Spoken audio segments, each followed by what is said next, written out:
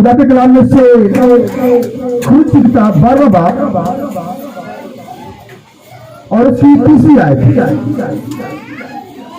बस इसराइलियों की सारी जमात से ये कह दो कि इसी महीने के 10वें दिन हर शख्स अपने आबाई खानदान के मुताबिक घर पीछे एक बर्रा ले और अगर किसी के घराने में बर्रे को खाने के लिए आदमी कम हो तो वो और उसका हमसाया जो उसके साथ उसके घर के बराबर रहता हो दोनों मिलकर नफी के शुमार के मौफिक एक बर्रा लेकर रखे। तुम हर एक आदमी के खाने की मिकदार के मुताबिक बर्रे का हिसाब लगाना और तुम्हारा बर्रा बेअहब और एक साला नर हो। ऐसा बच्चा या तो भेड़ों में से चुन कर लेना या बकरियों में से और तुम उसे इस महीना की 14वीं तारीख तक रख छोड़ना और इसराइल के कबीलों की सारी जमात शाम को इसे ज़िबा करे और थोड़ा सा खून लेकर जिन घरों में वो उसे खाएं उनके दरवाजों के दोनों बाजुओं और ऊपर की चौकों पर लगा दे और उसके गोश्त को उसी रात आग पर भून कर खाएं। बेखमीरी रोटी और कड़वे साग पात के साथ खा लेना। उसे कच्चा या पानी में उबाल कर हरगिज ना खाना बल्कि उसको सर और पांव और अंदरूनी उज़ समेत आग पर भून कर खाना और उसमें से कुछ भी सुबह तक बाकी ना छोड़ना और अगर कुछ इसमें से सुबह तक बाकी रह जाए तो उसे आग में जला देना और तुम उसे इस तरह खाना। सुनिए गौर से, अपनी कमर बांधना और अपनी जूतियां पांव में पहनना और अपनी लाठी हाथ में लिए हुए तुम उसे जल्दी जल्दी खाना क्योंकि ये फसा खुदावन की है। इसलिए कि मैं उस रात मुल्क के मिस्र में से होकर गुजरूंगा और इंसान और हैवान के सब सलेतों को जो मुल्क के मिस्र में हैं मार डालूंगा। मिस्र के देवतों को भी सजा दूंगा। एक छोटा सा रेफरेंस मेरे साथ निकालिए खुदा के कलाम से।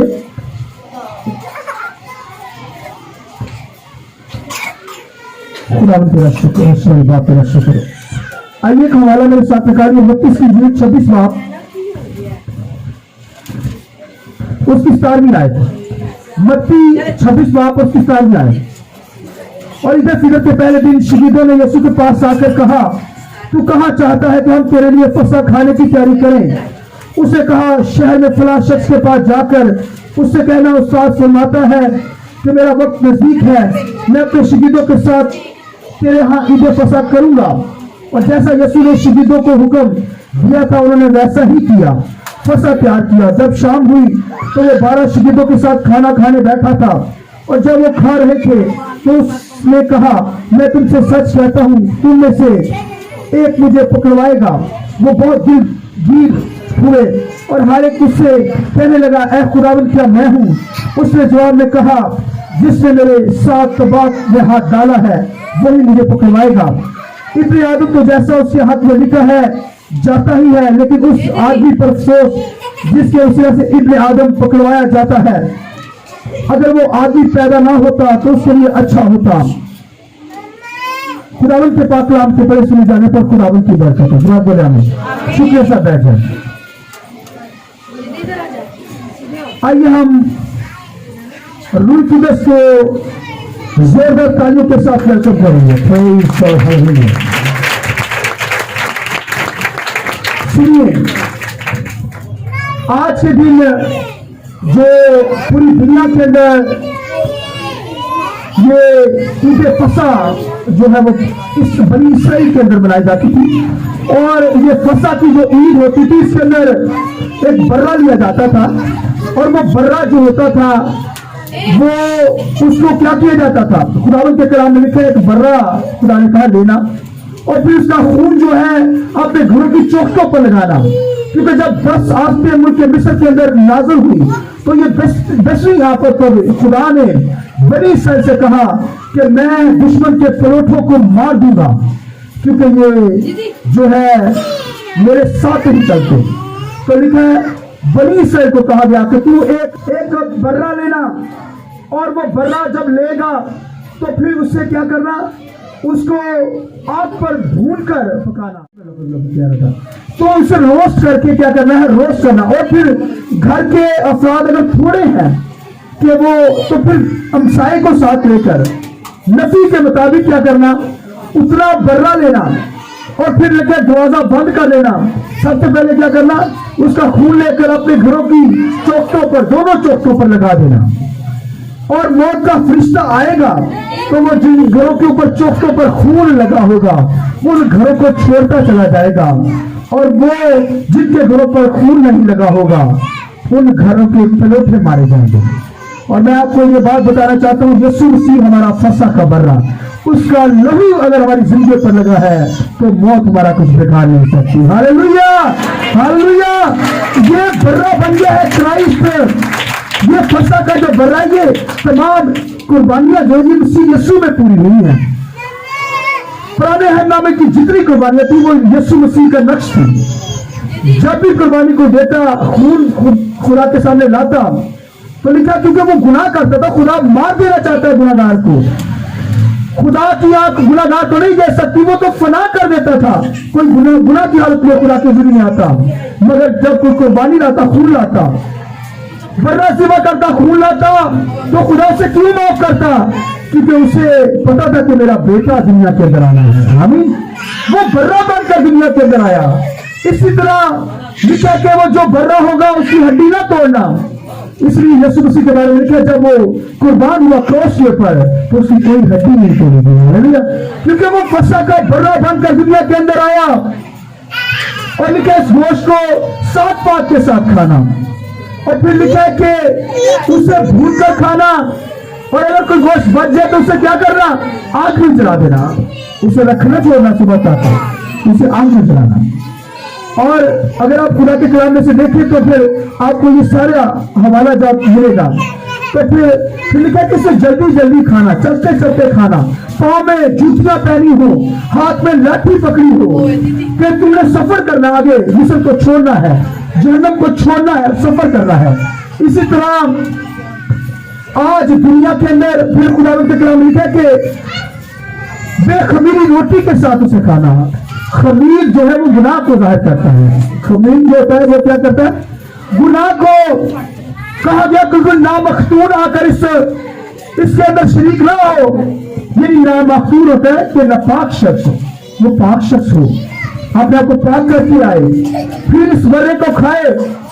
और ये जो बर्रा होता था इसके बारे में लिखा है कि कोई नामखतून शख्स इसको ना खाने पाए, और बेखमीरी रोटी के साथ इसे खाया जाए। तो ये तमाम जो बातें थी ये क्राइस्ट के अंदर थी, यीशु मसीह के अंदर। लिखा है कि दूसरे वाले के अंदर हमने देखा कि यीशु मसीह ने अपने शिगिदों से कहा, शिगिदों ने आगे कहा कि हम फसा कहाँ क्या करेंगे साथ। यीशु मसीह ने कहा फलां जगह पर जाना, और वहां पर एक शख्स मटका उठाए हुए तुम्हें नजर आएगा। उसने पानी का मटका उठाया होगा। उसे कहना साहब कहता है कि फसा की तैयारी करनी कहाँ करें, तो वो तुम्हें ले जाएगा इस जगह पर। लिखा वो अपने एक बाला खाना के अंदर चले गया, वहां पर तैयारी की गई फसा की। और आप देखिए कि खुदा के लोगों को अलग तरीका से उस बंदे का नाम नहीं आया, कोई ना नाम का पता है, मगर खुदा के रूल है, फरिश्ते आकर गाइड करते हैं। उसे पता था कि आज इसी में पानी भी उसने पकड़ा हुआ था। आमीन। रूह कुदरत से आगाही उनको हो गई, फरिश्तों ने उनको गाइड किया। इसी तरह जब हम खुदा के कलाम में देखते हैं कि जब यीशु मसीह बादशाह बना था और उसे गदी को लेना था, तो फिर शिगियों को क्या कहा, किसी जगह पर जाना, वहां पर जाना, और वहां पर गदी बनी हुई तुम्हें मिलेगी। और अगर उसका मालिक तुमसे पूछे भाई किधर लेकर जा रहे हो, तो उसे कहना खुदावंद को जरूरत है, वो भाई पूछे बगैर दे देगा। हालेलुया।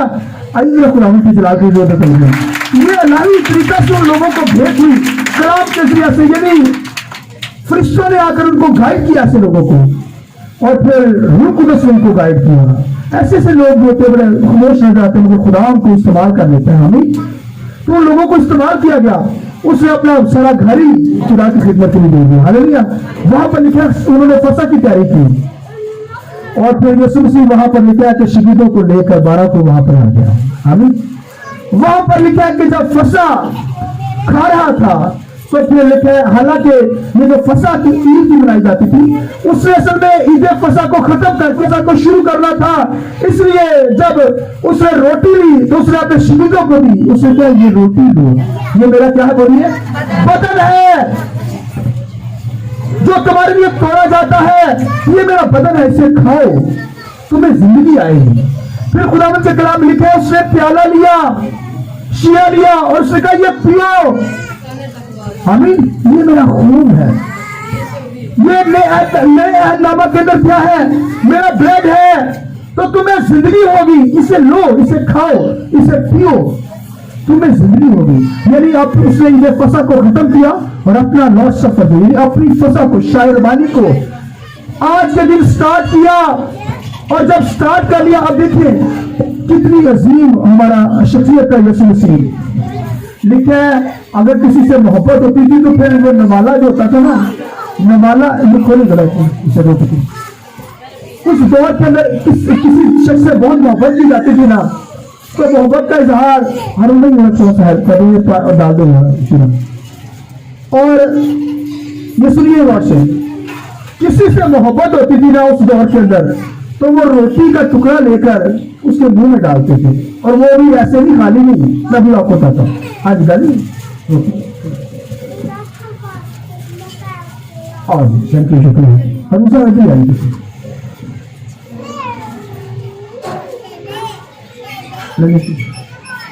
इस तरह भुगोकर अगर किसी को दे जाता था ना, इससे मुराद है कि बड़ा लाभ है इससे। आइए खुदावंद के जलाल की करते हैं, ये यीशु की मोहब्बत है, शुक्रिया नहीं, थैंक यू।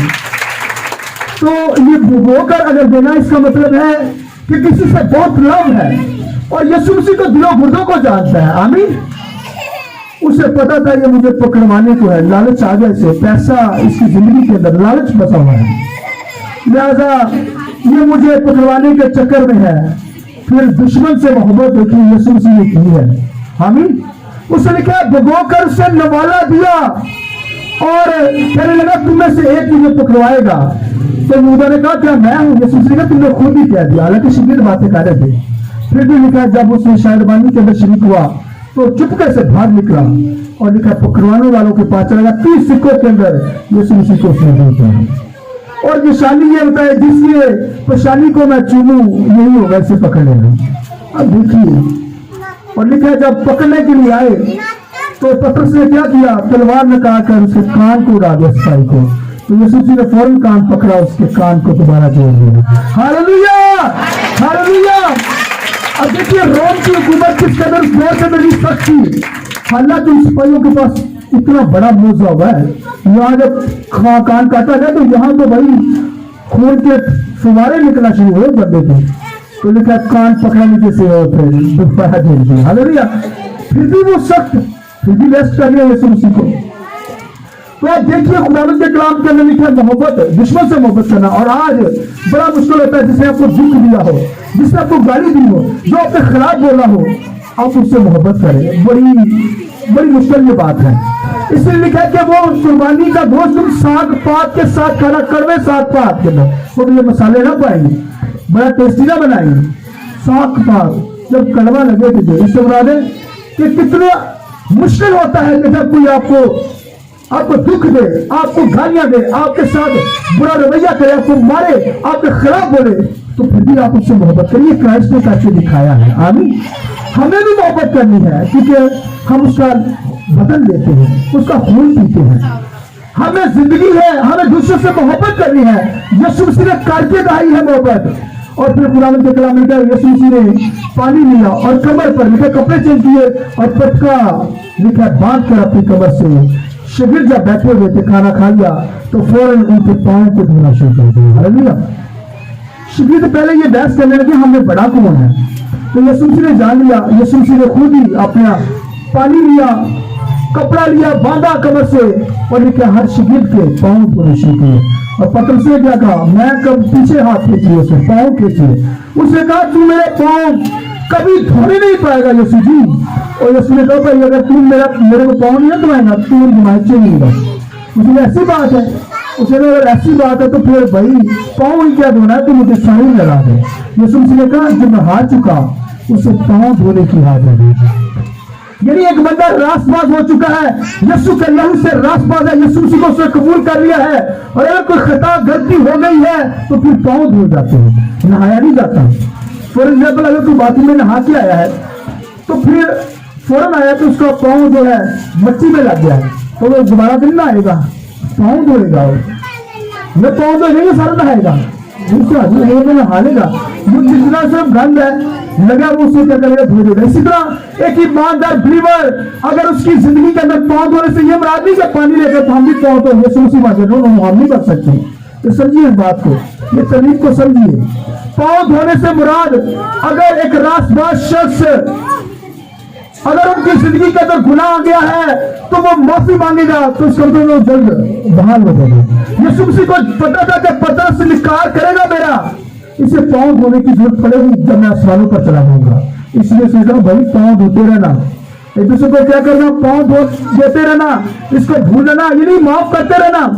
اس کا مطلب ہے کہ کوئی غلطی خطا ہو تو کیا کرنا, بھائی معافی مانگنا مجھ سے, میں تمہیں معاف کر دوں گا, میں تو خدا ہوں, میں قدرت رکھنے والا خدا ہوں.